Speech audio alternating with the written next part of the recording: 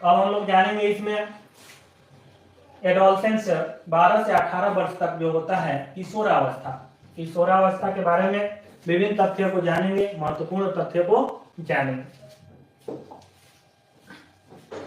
Adolescence शब्द की उत्पत्ति लैटिन शब्द एडोल्सियर से हुई है, जिसका अर्थ है परिपक्वता की ओर बढ़ना। एडोलसेंस का मतलब होता है परिपक्वता की ओर बढ़ना, और एडोलसेंस शब्द जो है लैटिन का शब्द एडोल्सियर से लिया गया है, और एडोल्सियर का ही अर्थ होता है परिपक्वता की ओर बढ़ना। स्टैनली हॉल ने एडोलसेंस नामक पुस्तक 1904 में प्रकाशित किया था। 1904 में स्टैनली हॉल ने एडोलसेंस नामक पुस्तक प्रकाशित की थी।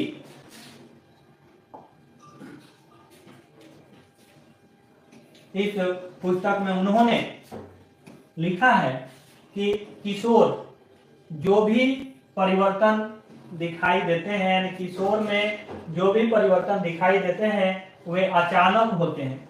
किशोरावस्था में देखिएगा, बाल्यावस्था के बाद जैसे बच्चा किशोरावस्था में पहुंचता है और जब आप देखते हैं उसको 2-3 महीना या 6 महीना 1 साल बाद, तो आपको दिखेगा कि इसमें बहुत सारे परिवर्तन हो गए हैं। ठीक है, लंबा हो जाता है, उनका पूर्व अवस्थाओं से कोई संबंध नहीं होता है। स्टैनली हॉल अपने आकस्मिक विकास के सिद्धांत के पक्ष में एक और पुनरावृत्ति का सिद्धांत प्रस्तुत किया है, अतः इनका सिद्धांत सर्वश्रेष्ठ माना गया है स्टैनली हॉल का। इसी कारण स्टैनली हॉल को किशोरावस्था का जनक माना जाता है। याद रखिएगा, किशोरावस्था का जनक स्टैनली हॉल। बाल्यावस्था व युवावस्था के मध्य का काल किशोरावस्था कहलाता है। बाल्यावस्था और युवावस्था का बीच का काल कौन है? किशोरावस्था। इस काल में बालक परिपक्वता की ओर संक्रमण यानी प्रवेश, ये पेडागोजिकल शब्द है, संक्रमण प्रवेश करते हैं। अतः किशोरावस्था वह अवस्था है जिसमें बालक परिपक्वता की ओर अग्रसर होता है तथा जिसकी समाप्ति पर वह पूर्ण परिपक्व व्यक्ति बन जाता है। किशोरावस्था के समाप्ति पर बालक जो है पूर्ण परिपक्व बन जाता है। पूर्व किशोरावस्था, इसी को वयः संधि कहा गया है। पूर्व किशोरावस्था जो है यही वयः संधि है, याद रखेंगे, इंपॉर्टेंट है। वयः संधि से ही प्रश्न पूछे जाते हैं, यानी कि पूर्व किशोरावस्था करके नहीं, वयः संधि यूज होता है। 11 से 15 वर्ष इसे द्रुत एवं तीव्र विकास का काल कहा गया है। अटपटे व समस्याओं की आयु इसे ही कहा गया है। तूफान व उलझन की अवस्था जो है वो किशोरावस्था है। तूफान व उलझन की अवस्था किशोरावस्था।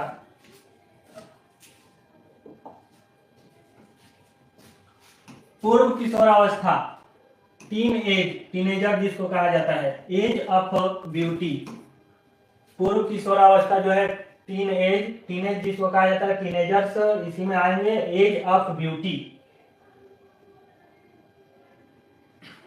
लड़कियों की लंबाई, आवाज कोमल सुरीली, वगल व गुप्तांगों पर बाल तथा 12 से 14 वर्ष में मासिक धर्म आना शुरू हो जाता है।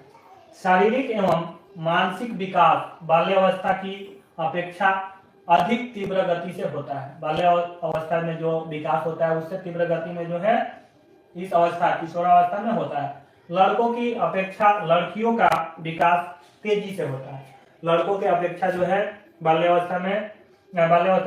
किशोरावस्था में लड़कियों का विकास तेजी से यानी तीव्र गति से होता है।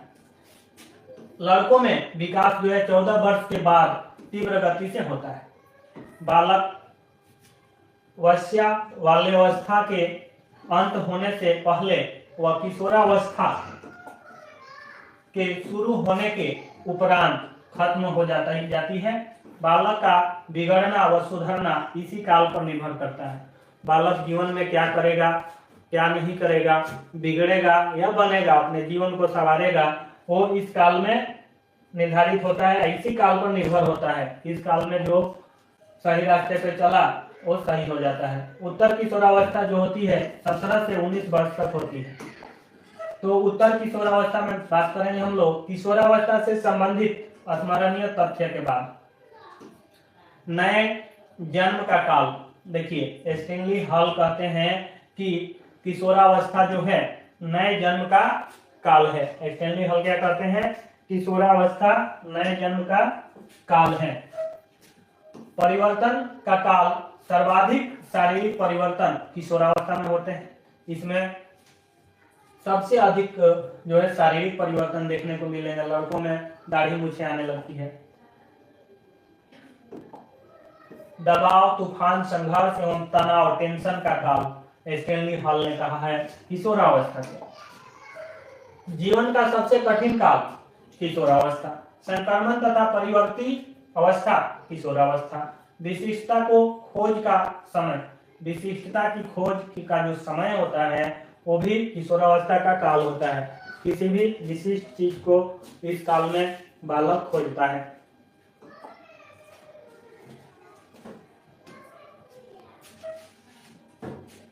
आकस्मिक त्वरित की आयु किशोरावस्था।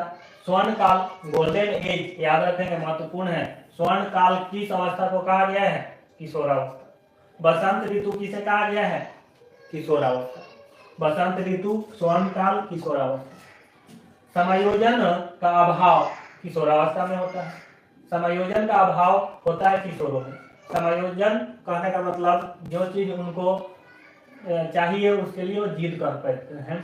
देशभक्ति की भावना इसी काल में होती है बच्चों में। संवेग अस्थिर होता है किशोरावस्था में, जो है संवेग अस्थिर होता है। गुस्सा हो जाएगा आपसे और फिर थोड़ी देर में शांत भी हो जाती है उसकी गुस्सा। वीर पूजा की प्रवृत्ति होती है, यानी कि वीरों की पूजा करने की प्रवृत्ति इसी अवस्था में पाई जाती है, किशोरावस्था में।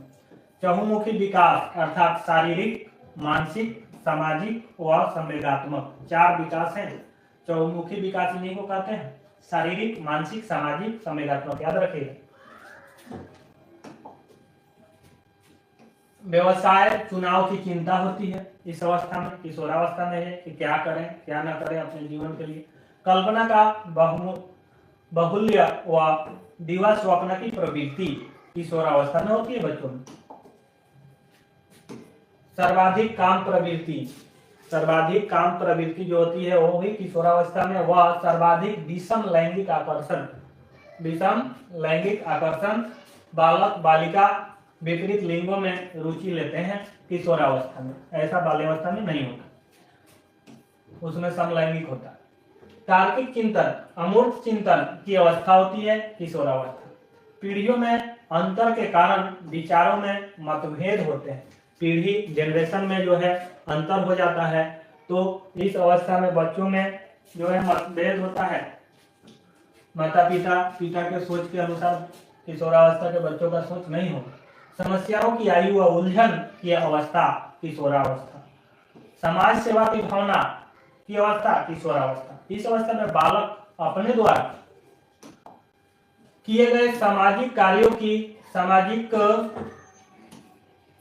स्वीकृति चाहता है, यानी कि समाज में उसका नाम हो, लोग कहें कि बहुत अच्छा काम किया है, ये जो है बच्चा समाज के लिए अच्छा करता है। अब हम लोग जानेंगे किशोरावस्था से संबंधित महत्वपूर्ण परिभाषाओं को।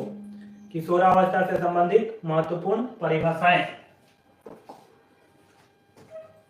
स्टैनली हॉल के अनुसार किशोरावस्था बड़े संघर्ष, तनाव, तूफान व विरोध की अवस्था है। स्टैनली हॉल ने कहा किशोरावस्था बड़े संघर्ष, तनाव, तूफान और विरोध की अवस्था है।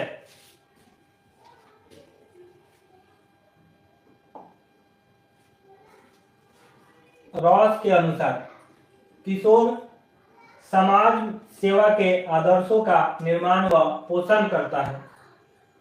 किशोर जो होता है वो समाज सेवा के आदर्शों का निर्माण और पोषण करता है किशोर अवस्था में। फिर हम लोग वैलेंटाइन के अनुसार जानेंगे किशोर अवस्था की परिभाषा।